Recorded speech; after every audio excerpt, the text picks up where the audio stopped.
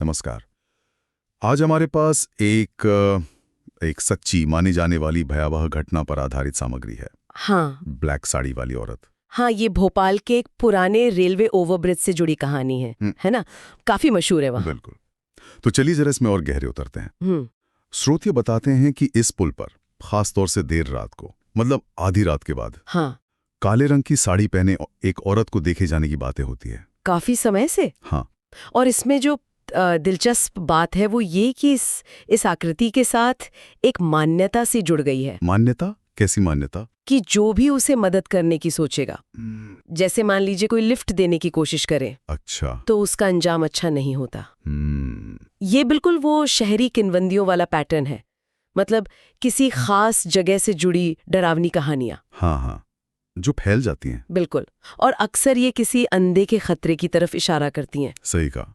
स्रोत में एक खास घटना का जिक्र है, साल 2014 का। अच्छा, क्या हुआ था? रमेश यादव नाम के एक ऑटो ड्राइवर थे।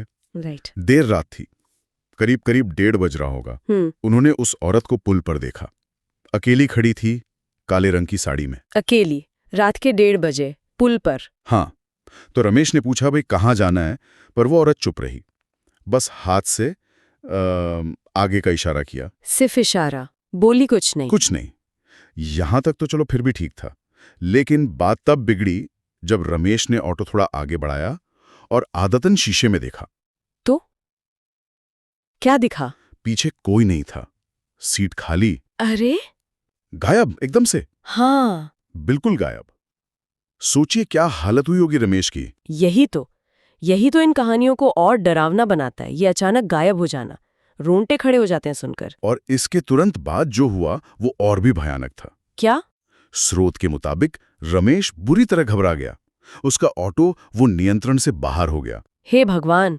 ब्रेक ने काम करना बंद कर दिया और ऑटो पुल से नीचे जा गिरा। क्या? हाँ, पुल से नीचे। ये तो खुशकिस्मती थी कि रमेश की जान बच गई, लेकिन असर तो पड़ा होगा, जाहिर है। बहुत गहरा असर पड़ा। कहते हैं कि उसका मानसिक संतुलन ठीक नहीं रहा उसके बाद। हाँ, ये मुमकिन है। स्रोत में भी ऐसा ही कुछ बताया गया है ना, कि शायद वो ठीक से बात नहीं कर पाता था फिर। हाँ बिल्कुल, बताया गया कि वो काफी परेशान रहने लगा था और अक्सर अक्सर बस एक ही बात दोहराता रहता था। क्या? मैंने उसे देखा, उसने मुझे भी देख लिया। ओह, ये काफी परेशान करने वाली बात है। अब देखो, ये कहना मुश्किल है कि ये सच में किसी अलौकिक शक्ति का असर था, या फिर वो जो भयानक हादसा हुआ, मौत के मुंह से वापस आने का सदमा था, पोस्ट ट्रॉमेटिक स्ट्रेस जिसे कहते हैं। हाँ, ये भी हो सकता है, मनोवैज्ञानिक असर। बिल्कुल। वो एक ही बात दोहराना, ये शायद उसी डर और सदमे को दिखाता है। और इस कहानी में एक और पहलू है जो थोड़ा चौंकाता है। क्या? रमेश यादव की घटना के बाद स्रोत बताते हैं कि रेलवे विभाग ने उस पुल पर बाकायदा एक चेतावनी बोर्ड लगा दिया। क्या बात करें, सरकारी विभाग ने? हाँ, और उस पे साफ साफ लिखा है, रात के 12 बजे के बाद यहाँ अकेले आना मना है। अरे वाह, ये तो वाकई दिलचस्प है। मतलब एक तरह से उन्होंने उस लोक कथा या डर को मान लिया। लगता तो यही है, या शायद ये बस एक एहतियाती उपाय हो सकता है, मतलब सुरक्षा के लिए, कि रात में सुनसान पुल पर कोई अकेला न जाए, किसी हादसे का शिकार न हो जाए, वजह चाहे जो भी हो। हाँ।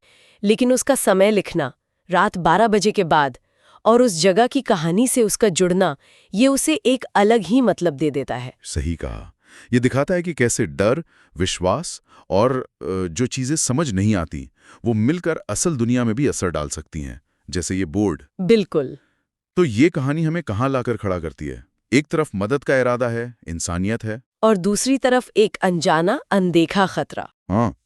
रमेश की कहानी एक मिसाल है कि कैसे कैसे कुछ पल, कुछ मुलाकातें सिर्फ यादें नहीं रहती, वो गहरे निशान छोड़ जाती हैं। और ये एक बड़ा सवाल भी खड़ा करता है, नहीं, कि ऐसी कहानियां किसी समाज में, किसी समुदाय में जिंदा कैसे रहती हैं?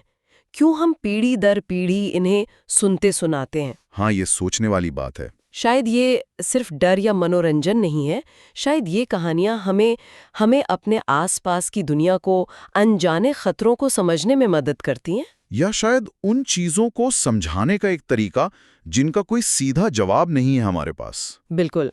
और ये देखना भी रोचक है कि इन कहानियों का, इन विश्वासों का हमारे व्यवहार पर और यहाँ तक कि जैसे हमने देखा सरकारी नियमों पर भी कितना असर पड़ सकता है।